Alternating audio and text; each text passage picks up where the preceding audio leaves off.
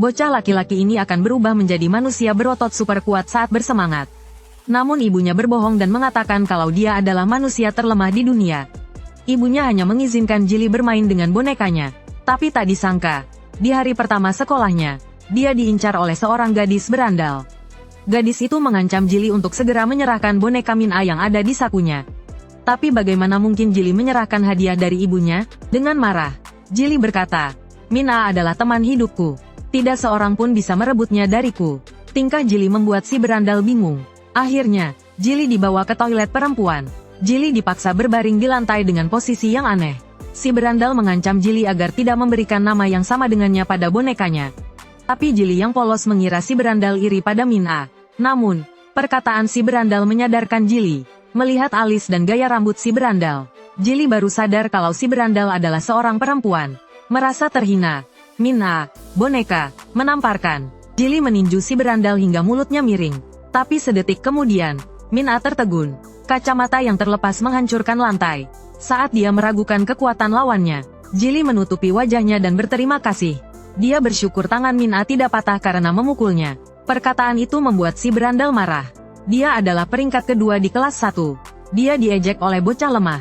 Min-A yang semakin marah menendang Jili beberapa kali. Tapi Jili tetap tersenyum gembira. Tiba-tiba ketua kelas, Hansol, muncul dan berteriak. Tapi Jili tetap bertingkah imut. Min-A yang belum puas memarahi Hansol karena ikut campur. Tanpa basa-basi, dia langsung meninju Hansol. Tak disangka, Hansol menghindar dengan mudah. Melihat itu, Min-A pun berhenti. Jili, untuk berterima kasih pada Hansol, membelikannya segelas Starbucks. Tapi tak disangka, Hansol terus menempel pada Jili. Jili ingat pesan ayahnya untuk tidak dekat dengan siapapun. Jadi dia mencari alasan dan bersembunyi di gudang. Ternyata Hansol mendapat tugas dari kepala sekolah. Jili adalah anak dari ketua kelompok mafia dan seorang wanita. Jika Hansol bisa melindunginya selama SMA, dia akan mendapat beasiswa penuh di Universitas Seoul. Hansol melompat keluar jendela untuk menghindari Jili. Terjadilah aksi kejar-kejaran. Adegan ini dilihat oleh Lily di koridor. Lily yang cemburu melempar keripik kentang. Keripik itu terbang ke arah Hansol dengan kecepatan 125 km per jam. Tapi Jili menangkapnya dengan refleks yang luar biasa. Dia mengambil posisi start. Kakinya menegang dan urat-uratnya menonjol. Tapi tenaganya terlalu besar. Sepatunya robek menjadi dua. Dia jatuh tersungkur di depan semua orang. Bajunya kotor terkena jus bayam. Di sisi lain, berandal yang dihajar Jili sudah di rumah sakit. Bosnya, Black Bull, marah. "Siapa yang berani menyentuh anak buahku?" Anak buahnya menyebut nama Min-A. Black Bull mengira Min-A lah yang melukai anak buahnya. Dia mengirim anak buahnya ke kelas Min-A. "Bos, kami ingin kau datang." Min-A yang sedang kesal langsung membanting anak buah Black Bull. Anak buah itu berdarah-darah. Wajahnya sangat mengenaskan. Anak buah yang lain ketakutan. Mereka memohon Min-A untuk ke atap. "Kalau tidak, kami akan dihukum Black Bull." Saat itu, Black Bull sedang melatih anak buahnya yang terluka di atap. Dia berkata akan membuat Min-A bertekuk lutut. Tiba-tiba pintu berderit terbuka. Dot dan Min-A, si jagoan kelas, masuk. Min-A yang tak tahu apa-apa bertanya, "Ada perlu apa?" Si banteng hitam berkata dengan dingin, "Apa kau yang menghajar si hitam dan si rambut merah sampai masuk rumah sakit?" Min-A terlihat bingung, lalu dengan angkuh ia menjawab, "Memang kenapa kalau aku yang menghajar mereka? Hari ini, aku juga akan menghajarmu." Ia langsung melayangkan tinjunya. Ibu berdandan cantik, siap pergi berbelanja. Karena kurang olahraga selama masa nifas, badannya sedikit melebar. Tanpa sengaja, ia merobek pintu detektor logam menjadi dua. Untungnya, satpam tidak mempersulit Ibu Jian Guo. Ia berhasil membelikan Zili sepatu baru. Penjual yang ramah memuji Jian Guo sebagai ayah yang hebat. "Ayah, siapa yang kau sebut ayah?" Jian Guo yang pemalu langsung marah. Ia menghentakkan kakinya hingga lantai retak. Jian Guo yang kesal langsung pulang ke rumah. Sementara itu, Min-A sedang duel 1 lawan 1 dengan si banteng hitam. Meskipun Min-A besar dan kuat, karena perbedaan gender, si banteng hitam lebih unggul. Dengan kuncian kaki, si banteng hitam membuat Min-A tak berdaya. Min-A bertekuk lutut dan menyerah. Ia bersumpah tidak menyentuh si hitam dan si rambut merah. Namun, si banteng hitam membuat pose aneh. "Kelas 1 adalah wilayah kekuasaanku. Sayang sekali kalau wajahmu sampai luka." Lalu ia melemparkan salep luka. Min-A yang berlutut hanya bisa meraung kesal. Di saat yang sama, Zili sedang mencuci kemejanya yang terkena noda bayam. Tiba-tiba muncul seorang pemuda berambut putih. Ia mengancam Zili untuk menjauhi Han Shuai. Kalau tidak, teman mainmu, Min Ae, akan mati. Tapi akibatnya sudah bisa ditebak. Zili langsung mencengkeram lengannya. Dalam sekejap, bekas cengkeraman yang dalam terlihat di lengannya. Pemuda itu tahu ia kalah dan mundur. Tanpa disangka, ia bertemu si banteng hitam di koridor. Si banteng hitam bertanya dari kelas mana ia berasal. Zili menjawab dengan pelan bahwa ia baru pindah ke kelas Han Shuai. Si banteng hitam terkejut. Jangan-jangan kau yang menghajar si hitam dan si rambut merah?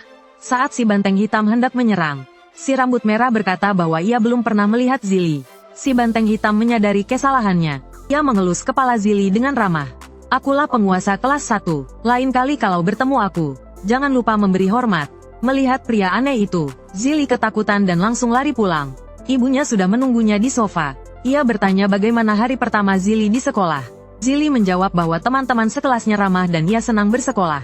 Tapi melihat sepatu baru Zili yang sudah rusak, ibunya marah dan yakin Zili telah diintimidasi. Lalu ia memegang dahinya dan berkata ia mungkin mengalami depresi pasca persalinan.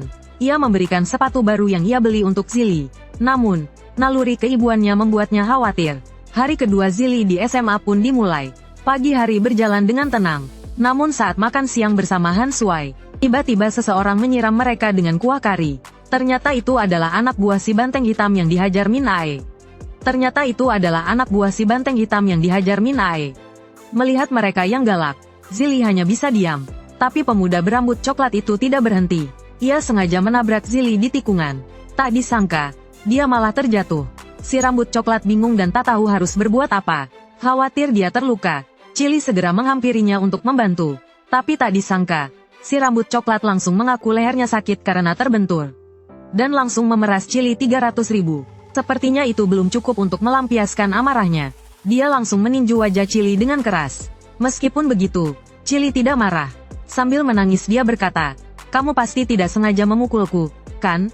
Aku benar-benar takut kalau nanti aku memukulmu sampai mati." Kata-kata itu membuat si rambut coklat semakin marah. Saat itu, tiba-tiba Han Shuai turun tangan.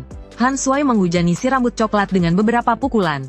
Meskipun Han Shuai tampak unggul, dia tetap dimanfaatkan oleh si rambut coklat yang sigap. Dengan satu tamparan, Han Shuai dijatuhkan ke tanah. Kemudian dia dihujani tendasan oleh keduanya. Saat si rambut merah asyik menendang, Min Ae diam-diam datang di belakang mereka. Seorang ibu yang mengalami depresi pasca melahirkan minum-minum di rumah. Kemudian dia berdandan cantik dan keluar untuk jalan-jalan. Tapi karena tatapan orang-orang di jalan, Jian Guo yang pemalu pun pulang ke rumah. Tiba-tiba, sebuah truk melaju kencang dari belakang. Sayangnya, bagian depan truk menabrak Jian Guo dan penyok. Yang lebih mengejutkan lagi, si sopir truk keluar dan menembak Jian Guo dengan pistol. Jian Guo yang panik hanya bisa melindungi diri dengan lengannya yang gemuk. Saat dilihat lebih dekat, pria tua itu ternyata adalah penculik Chili 10 tahun yang lalu. Teringat anaknya yang menjadi korban, dia langsung sadar dan bersiap bertarung. Tapi sebelum Jian Guo sempat beraksi, dia dipukul oleh pengawal yang bersembunyi. Melihat Nyonya baik-baik saja, pengawal itu berkata, dengan nada kesal, Tuan Besar melarang Nyonya keluar rumah dalam keadaan mabuk. Bagaimana kalau Nyonya benar-benar diganggu orang? Di sisi lain, Min Ae meninju si rambut merah hingga pingsan. Si rambut coklat melihat gadis perkasa di hadapannya, dan mengejek Min Ae sebagai wanita yang tidak punya pria. Lalu dia meninju wajah Min Ae. Meskipun tidak terlalu sakit, tapi sangat menghina. Min Ae pun melayangkan tinjunya yang seberat 408 kg. Satu pukulan, dua pukulan, dan pukulan pamungkas. Tinju kuatnya menciptakan angin puyuh di udara. Saat tinjunya hampir mengenai si rambut coklat, Chili tiba-tiba muncul dan menahannya. Chili bertanya dengan khawatir, "Tanganmu tidak apa-apa, untung kamu berhenti tepat waktu jadi tidak terluka. Tapi aku tetap berterima kasih karena kamu menolongku." Min Ae sangat marah. Dia tidak percaya pemuda kurus itu bisa menahan pukulannya. Berpindah tempat, si rambut coklat dibawa ke rumah sakit dalam kondisi kritis. Hei Niu memaksa si rambut merah untuk mengaku siapa yang memukul temannya. Tapi karena tahu betapa kuatnya Chili, si rambut merah diam saja. Hei Niu pun mengalihkan perhatiannya ke si rambut coklat. "Cepat katakan siapa yang berani menyentuh orangku." Melihat Hei Niu marah besar, si rambut coklat teringat saat dia dihajar Hei Niu. Takut dihajar lagi, si rambut coklat pun mengaku. Si rambut merah mencoba menyela, tapi malah ditampar Hei Niu. Setelah tahu yang sebenarnya, Hei Niu langsung pergi ke kelas. Tapi di koridor dia bertabrakan dengan pria bermata merah. Hei Niu melihat aura pria itu sangat kuat, bukan orang sembarangan. Tak ingin membuang waktu sedetik pun, dia segera meminta maaf. Sementara itu, Jili, Min Ae dan Han Sui sedang berdebat di kelas. Min Ae bertanya pada Jili monster macam apa dia sebenarnya. Terlihat lemah, tapi pukulannya sangat kuat. Namun, perkataan Jili selanjutnya membuat Min Ae marah. Aku adalah manusia terlemah di dunia ini. Kalian bisa mengendalikan kekuatan kalian. Tapi aku takut suatu hari nanti tanpa sengaja membunuh kalian. Saat Min Ae hendak meledak, pria berambut kait, Hei Niu, tiba-tiba masuk. Tanpa basa-basi, dia langsung menginjak meja hingga hancur. Lalu meraih Jili yang kebingungan. Saat itu, Han Sui yang berada di sampingnya segera bertindak. Satu pukulan uppercut mendarat di dagu Hei Niu. Tapi dia menghindar dengan membungkus 90 derajat. Bertumpu pada tangannya dan membalas dengan kakinya. Satu tendangan langsung menerbangkan Han Sui. Min Ae yang melihat Han Sui ditindas menjadi marah. Dia langsung menerjang Hei Niu. Keduanya saling beradu kekuatan. Tapi sedetik kemudian, Hei Niu menggunakan taktik licik. Melompat dan mengunci pinggang Min Ae. Sambil mencubit, dia berkata, "Wah, kamu lumayan kuat juga. Tapi berkelahi butuh teknik, loh." Setelah mengatakan itu, dia mengepalkan tangan dan menghantam dada Min Ae. Setelah mengalahkan keduanya, dia berjalan menuju target utamanya, Xianyu Liaoju. Hei Niu melompat ke udara. Jin Liaoju, kenapa berpura-pura lemah padahal kuat? Xianyu Liaoju, lebih baik ku bunuh saja kau. Setelah mati, kita masih bisa berteman baik. Xianyu Liaoju. Kata-kata itu membuat Jili ketakutan. Di tengah drama yang sedang seru, semakin takut dan melawan, Hei Niu semakin bersemangat. Langsung dengan lutut menekuk, memberikan pukulan maut. Namun di detik berikutnya, Jili berdiri tegap, tak bergerak sedikit pun. Meninggalkan Hei Niu terbaring di tanah dengan canggung. Anak kurus itu kembali berubah menjadi pria berotot. Menangkap pengganggu sekolah dan memutarnya di udara. Hei Niu yang terpental merasa sangat malu. Seketika bangkit dan menyerang bagian vital Jili. Namun, seberapapun ia mencoba, tak bisa melukai Jili. Akhirnya, Jili dengan ringan meninju dan membuatnya terlempar 20 meter. Menikmati layanan ruang medis selama sehari, Hei Niu yang berbaring di ranjang berseru dengan gembira. Mulai sekarang, Jili adalah kakak besar saya. Dia adalah pemimpin seluruh kelas 1. Namun, Jili sambil menangis menyatakan dirinya lemah. Orang yang tak bisa mengendalikan kekuatannya tak pantas jadi pemimpin. Pernyataannya yang merendah ini langsung membuat Min Ae marah. Mencaci Jili sebagai orang yang berpura-pura lemah namun kuat. Namun dia tak tahu bahwa dia akan menghadapi pembalasan dendam. Orang ini adalah ketua kelas 1 di SMA sebelah, Kang Yong Yuan. Dia menghadang Min Ae di depan gerbang sekolah. Ternyata sebelumnya Min Ae adalah anggota tim bela diri bersamanya. Di awal pelatihan, Min Ae hanya gadis biasa yang imut. Namun dalam setengah tahun, tubuhnya berkembang pesat dan menjadi kuat. Keterampilan bertarungnya jauh melampaui teman sebayanya. Membuat peringkat poin mereka menurun drastis. Mereka pun menyebarkan rumor bahwa Min Ae memakai hormon. Akhirnya memaksa Min Ae keluar dari tim bela diri. Kang Yong Yuan datang untuk mengalahkan Min Ae. Namun saat dia menghina Min Ae dengan sombong, tanpa sengaja dia menerima pukulan telak dari Min Ae. Dia memandang Kang Yong Yuan yang sedang kesakitan. Mengejek dengan dingin bahwa dia hanya pecundang kecil. Tak disangka, dia bermain curang dan menyerang Min Ae. Namun di hadapan kekuatan sejati, semua trik kecilnya sia-sia. Min Ae dengan cepat menamparnya berkali-kali. Lalu, dia menjatuhkan anak buahnya satu persatu. Namun Yong Yuan yang tak terima langsung mencari Bai Mao. 9 petarung terkuat dari tim bela diri dikumpulkan. Mereka bersiap untuk mengalahkan Min Ae dengan kekuatan penuh. Sementara itu, Jili menerima telepon dari pengawalnya, Paman Long. Paman Long mengatakan Jili harus pulang naik bus umum hari ini. Karena dia sedang sibuk mengamankan wilayah untuk calon bosnya. Jili tiba-tiba teringat kalau uang sakunya telah habis ditipu oleh si rambut coklat. Dia tidak punya uang sama sekali untuk naik bus. Saat Jili sedang kebingungan, ketua kelas, Han Sui, tiba-tiba muncul. Dia menawarkan untuk mengantar Jili pulang. Ketika mereka sampai di halte bus, Han Sui tiba-tiba melihat Min Ae di depan, dan dia diikuti oleh sekelompok pria berotot yang membawa senjata. Karena penasaran, mereka berdua berniat mengikuti untuk melihat apa yang terjadi. Tiba-tiba, seorang pria menghalangi jalan mereka. Pria itu berkata dengan suara sinis, "Kau yang selalu mengikuti Min Ae?" Han Sui merasa ada yang tidak beres dan berteriak, "Lari!" Namun, sebelum mereka sempat lari, sesosok bayangan hitam muncul di depan mereka. Bayangan itu mencekik leher Han Sui hingga tak bisa bergerak. Sementara itu, di gang, Min Ae dihadang. Seorang pria berkepala pelontos menyerangnya dari belakang. Untungnya, Min Ae bereaksi cepat dan menghindar. Lalu, dia meninju perut seorang biksu gemuk. Pukulan kuat itu membuat sang biksu memuntahkan darah. Namun, Serangan bergelombang membuat Min Ae tak punya waktu untuk bernapas. Seorang pria bersenjatakan pisau pendek menyerangnya. Teknik pisaunya tajam. Bilahnya memancarkan cahaya hijau misterius. Seekor naga hijau melayang di udara. Beberapa tebasan pisau membuat Min Ae terjebak dan tak bisa bergerak. Menggunakan kesempatan itu, yang lain menyerangnya secara bersamaan.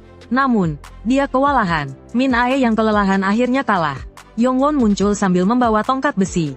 Tanpa basa-basi, dia memukul kepala Min Ae. Lalu, pukulan kedua menyusul. Namun, tongkat besinya malah bengkok. Ternyata Zili telah melindungi Min Ae. Namun, Yong Yuan tetap tidak menganggap Zili serius.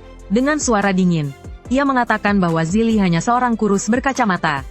Mengendalikannya semudah mengendalikan boneka kecil ini. Selesai berbicara, dia langsung meremas Min Ae dan melemparkannya ke udara. Namun, naga akan mengamuk jika disakiti. Rasa marah Zili langsung meningkat drastis. Anak terkuat di permukaan bumi muncul kembali. Dia akan menghancurkan segalanya di depannya. Anak iblis itu akhirnya menunjukkan kekuatannya. Dia menahan sang pengganggu di udara tanpa bisa bergerak. Dengan melepaskan genggamannya, Yong Yuan terpental sejauh 30 meter. Satu jari langsung membuat Da Huang mengeluarkan busa. Lalu, Zili melompat ke arah beberapa orang lainnya. Kemudian mengeluarkan teriakan marah. Gelombang kejut besar membuat 5 orang terpaku di tempat. Namun, mereka tak bisa menghindari pukulan 900 ton berikutnya. Xiao Lu, pelari cepat, melilit lengannya. Da Huang, si angkat besi, memeluk erat betisnya. Namun di hadapan kekuatan nyata, semua ini sia-sia. Dalam sekejap, Zili dengan mudah mengatasinya. Saat itu, lelaki bertangan pisau mengeluarkan energi pedang berwarna hijau, melancarkan serangan terkuat, King Long Slash. Namun Zili menangkapnya hanya dengan satu tangan. Tiba-tiba, Xiao Huang melompat melakukan serangan curang. Dengan pukulan petir langsung ke mata kanan Zili. Anak licik ini bermain kotor. Biar ku beri pelajaran. Nikmati serangkaian pukulan 900 ton dariku. Setelah mengalahkan mereka, Zili merasa bahagia seperti anak 500 ton. Han Sui membawa Min Ae yang pingsan menjauh dari medan perang. Namun, tiba-tiba Paman Long muncul. Dengan nada dingin, Leng Seng memarahi Han Sui karena pekerjaannya sebagai pengawal tidak memenuhi syarat. Ia memberitahu Han Sui bahwa Min Ae adalah kunci yang membuat Zili berubah wujud. Dan hanya Min Ae yang bisa mengembalikan Zili ke wujud aslinya. Han Sui segera mengeluarkan Min Ae yang sudah dirakit. Zili menatap mainan kesayangannya dengan tatapan kosong. Kemudian, ia memegangi dahinya sambil merintih kesakitan. Namun, sedetik kemudian, Zili tiba-tiba memukul Han Sui. Tindakan aneh ini membuat Han Sui gemetar ketakutan. Ia berteriak tanpa sadar, tanpa diduga. Teriakannya memiliki efek yang mengejutkan. Ingatan Zili kembali ke saat ibunya memberinya boneka itu. Saat itu juga pertama kalinya ayahnya memberinya nasihat hidup. Terdengar Xiu Hua memarahi Zili. Ia berkata bahwa untuk menjadi kuat, Zili tidak boleh berteman dengan siapapun. Hanya boneka yang tidak bisa bicara yang akan selalu setia menemaninya. Namun, saat itu, sepertinya terjadi perubahan yang aneh. Zili kembali ke wujud aslinya di detik terakhir. Tetapi, energi yang terkuras habis membuatnya pingsan. Beberapa detik sebelum kejadian itu, Yong Yuan yang terluka parah melarikan diri dengan sisa-sisa tenaganya. Ia terus menggumamkan tekadnya untuk mengalahkan Zili. Namun, ia menabrak Hei Niu. Mereka berdua saling bertatapan. Suasananya terasa canggung. Kau yang menyuruh orang memukuli Min Ae, kan? Hei Niu bertanya dengan mata menyipit. Tiba-tiba, Yong Yuan menusukkan jarinya ke mata Hei Niu. Untungnya, Hei Niu berhasil menangkisnya. Dengan kekuatannya, ia menekan Yong Yuan. Tak disangka, Yong Yuan masih memiliki senjata. Suara pisau membuat suasana menegangkan. Untungnya, Hei Niu jeli melihat peluang. Sambil menangkis pisau Yong Yuan dengan tangan kanan, ia meninju wajah Yong Yuan dengan tangan kirinya. Beberapa gigi Yong Yuan beterbangan. Setelah mengalahkan Yong Yuan, Hei Niu berjalan menuju gang. Namun, jalannya dihadang oleh dua pria besar. Melihat wajah pria berparut itu, Hei Niu pun mengalah dan mencari jalan lain. Ia berniat memanjat tembok. Namun, ia bertemu dengan Zili yang telah berubah wujud. Hei Niu ketakutan dan bersembunyi di balik tembok. Namun, ia tetap ingin mengintip. Mungkin ia bisa belajar sesuatu. Kali ini, ia bertemu dengan Long Su. Long Su mengira Hei Niu adalah salah satu pengganggu Zili. Ia pun menyerang Hei Niu dari atas tembok. Namun, karena kehilangan keseimbangan, ia terdorong oleh Hei Niu. Long Su hampir terjatuh. Namun, ia berhasil menopang tubuhnya dengan tangan. Ia menyerang Hei Niu. Refleks Hei Niu membuat Long Su terkejut. Si Yi datang menyusul. Melihat situasi yang tidak menguntungkan, Hei Niu melarikan diri. Long Su yakin Hei Niu adalah pengganggu Zili. Ia menyuruh Si Yi mengejar Hei Niu. Seminggu kemudian, Zili mengurung diri di kamarnya. Jian Guo khawatir dengan putranya. Tanpa sengaja, ia mendobrak pintu hingga hancur. Zili menyesali tindakannya yang lepas kendali. Ia berpikir, mereka hanya mengelilingiku, tapi aku malah melukai mereka hingga masuk rumah sakit. Tiba-tiba, boneka Min Ai di meja seolah hidup. Ia membelai Zili dan menenangkannya. Ia berkata, kau harus menemukan jati dirimu, bukan meragukan diri sendiri dan menderita. Zili, yang sejak kecil percaya bahwa dirinya lemah, tampaknya dia masih belum bisa menerima apa yang telah dia lakukan. Namun, tiba-tiba dia mendengar suara ayahnya. Xiu Hua, Xian Yuliao, kau membuat masalah lagi di luar, ya? Xian Yuliao, sekarang ikut aku ke ruang bawah tanah. Mendengar kata-kata itu, Zili ketakutan dan bicaranya jadi kacau. Dia meraung memohon ampun dan meminta maaf kepada Xiu Hua. Dia bilang akan menulis surat permintaan maaf 50 halaman dan merenungkan kesalahannya. Xian Yuliao Ju. Tetapi Xiu Hua mengatakan dia harus menulis 300 halaman. Semakin mendalam semakin baik. Xian Yuliao Ju. Barulah Xiu Hua keluar dari kamar Zili. Xian Yuliao Ju, Paman Long yang berada di samping mengatakan bahwa semua berandalan sekolah itu telah ditangkap. Tapi anak laki-laki yang dikejar si Mei berhasil melarikan diri. Mendengar itu, Xiu Hua malah tersenyum. Karena dia menyadari Jian Guo sekarang sangat marah.